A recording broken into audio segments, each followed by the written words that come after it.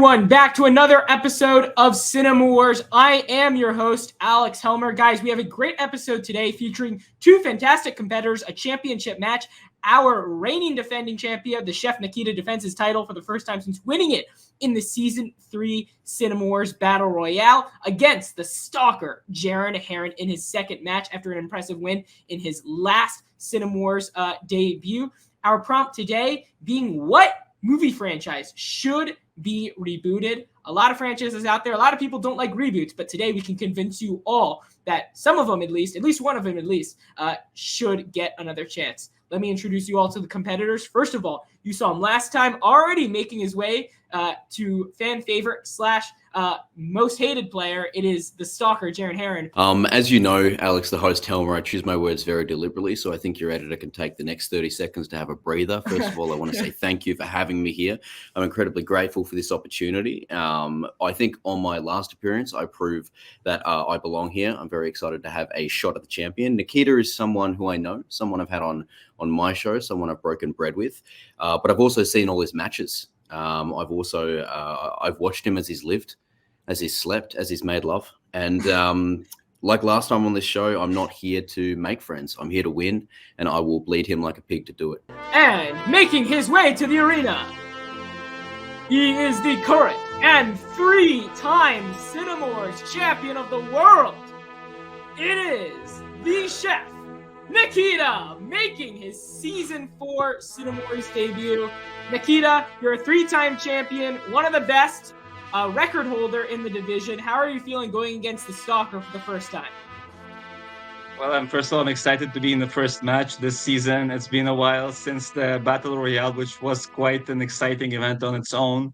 And today we have quite an interesting prompt, and I'm curious to see what the first time against me compared to Jaren will do. There will be 3 rounds: the opening statement, the rebuttals, and the closing statement. There will be a cinema-related prompt in which competitors must find an answer for. A wheel will be spun to determine who will pick their answer first. Competitors will argue on behalf of their answer and will debate against the other competitors.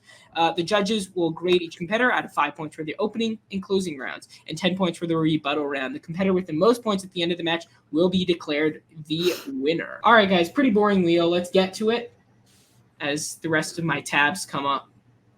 And it is the stalker, Jaren Heron. Thank you very much. So I'm of the philosophy that we shouldn't reboot. Like good film franchises, good to great film franchises, but I think everyone would agree with. We should reboot bad ones that didn't work.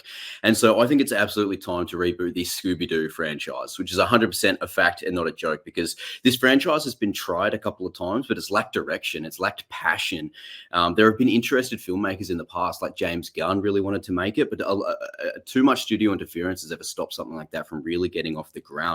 I think we're primed for a Knives Out / Glass Onion series of films with the Scooby-Doo gang. I think that sounds exciting to all the people that grew up with this franchise. I think it's the perfect time for this reboot, because everyone of that original intended audience, myself included, who grew up with this show, are now watching your The Nice Guys, your Game Night, your Glass Onion, your Knives Out, and we're ready for this.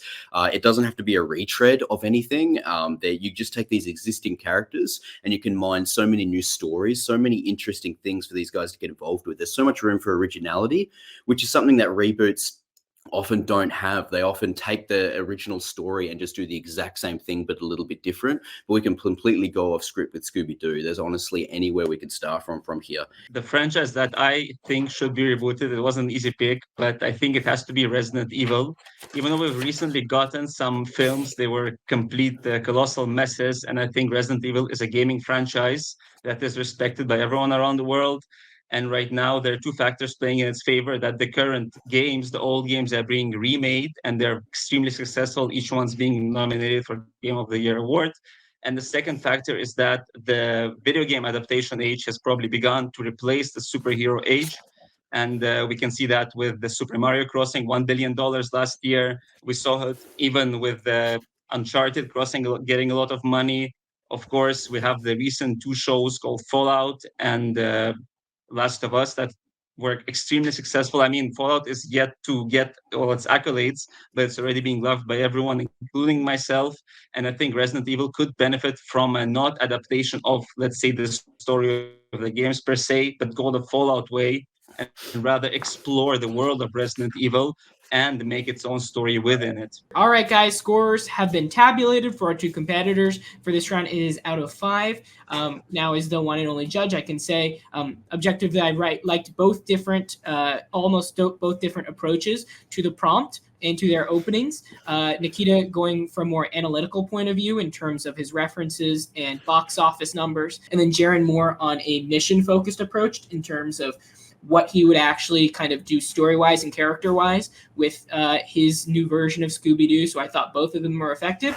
I found Jaron's to be a bit more effective, 0.1 difference. So still a lot to go as we head to the rebuttal stage. Good luck, gentlemen. So obviously you were talking a lot about monetary value, and picking Resident Evil right away is a wild choice because I was talking about something that hasn't been completely mined to death. I think they've made fucking 10 Resident Evil films. Are you trying to get Mila Jovovich back? These have been absolutely mined to death. And you talk about the rise of video games, yes, but stuff like The Last of Us and Fallout already have some prestige attached to it. These are award-winning games. Resident Evil are turn your mind off and walk around a fucking empty prison as playing as Glorp Glorp, shooting a fucking dark wizard troll. Like, no one gives a shit. There's nothing really to go off there. And I think time and time again, they have proven that. They've even rebooted it more than once in live action.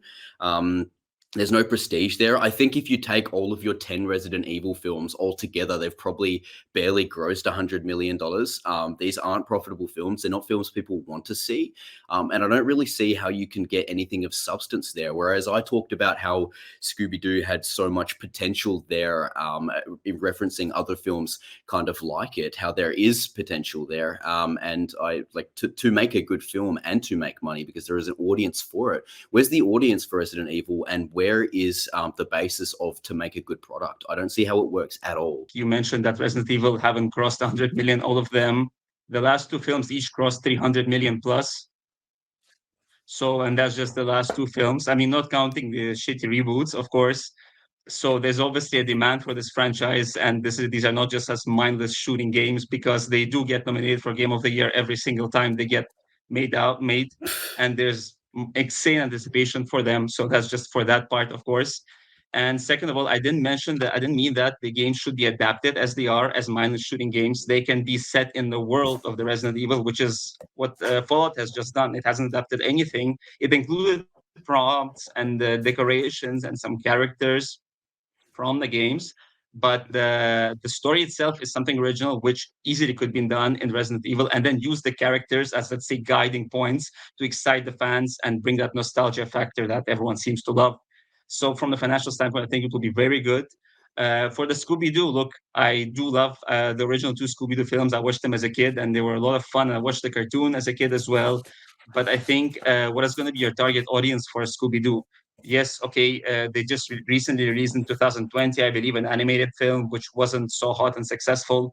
I mean, with the mess that Velma just just came out, and that kind of put a massive stain on the whole Scooby-Doo franchise altogether. Or you want to take your Knives Out approach, but then what adults are going to sit and watch a Scooby-Doo mystery with a large talking dog? So there's a major disconnect. Like Knives Out, it works because it's kind of mature. There are people and grown-ups, and then you have a snacking dog and a man who eats the dog's food, and overall goofy characters going around doing mysteries. I mean, it would be fine for, let's say, a light comedy, but I don't think it's something you can build a franchise out of. Yeah, a demand for the Resident Evil films. If there was a demand for these films, they wouldn't have rebooted the franchise 2 to 3 times. Saying you got Game of the Year is like saying you got best-selling author on your book. It's just something that everyone gets, and it's not actually worth anything. They are just standard walk-around shooters if you've played them. I'm not sure how to Resident Evil, even through the name and through the actual content of the game, how you could mine a Mario-esque movie from that, because it's about blood and guts. It's about shooting. It's like Beowulf-esque. It's about shooting these giant creatures. So let's go to Scooby-Doo. You talk about your disconnect with the dog, and would people really be ready for it? First of all, the audience is there because I'm there ready for it. Let's talk about being goofy. You said that it's too goofy, and you talked about how Knives Out and Glass Onion were serious. Hello, Glass Onion is about the twin of someone that has died teaming up with Daniel Craig in a silly accent, wearing a cravat, giving a performance. These movies are so inherently silly. And if we're talking about why Scooby-Doo could work because it's a talking animal, let's talk about one of the best rebooted franchises of all time, which is Planet of the Apes. I don't think anyone would argue War, Rise, and Dawn, and now Kingdom is not one of the best rebooted franchises of all times. And it actually shares its roots with Scooby. So Planet of the Apes started in 1968, and the very first Scooby property was 1969. One of these was an original series of films, obviously, one of them an original series of TV shows. You can argue that some of that stuff was very good. Some of it was kind of forgettable, kind of memorable. But overall, it's kind of been forgotten. But there is some nostalgia there. And then in the early 2000s, both of them had a reboot. Like you said, the Scooby-Doo films were quite popular. One of the Scooby-Doo films made, adjusted for inflation, just under $500 million. So the audience is there because that's probably more than all of the Resident Evil films. Literally today, there is a movie about a talking animal. There's 4 of them. They are more serious in tone, and people are there. These 4 movies combined have made just under $1 billion. This is the same audience because it's lived the same life that Scooby-Doo has, that is ready for this. We can take it in all different ways. And if we want, we can take it in a more serious but goofy tone, like the Knives Out franchise, like Game Night. Game Night's a very silly movie. It's also a mystery that's like very adult oriented. If I may just refute all of this, I mean, not all of this, but first of all, just to bring it up that the Resident Evil franchise has made $1 billion. So it's not just like some silly goose 200,000. And then you cannot literally compare Scooby-Doo to Planet of the Apes. Oh my God, you're not going to have Planet of Scooby-Doos running around. I mean, that probably would be fun.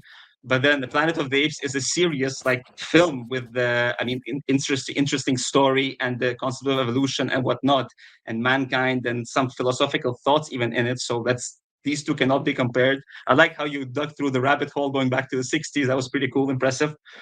But look, overall, first of all, Game of the Year is once again not Author of the Year. These games are extremely in demand.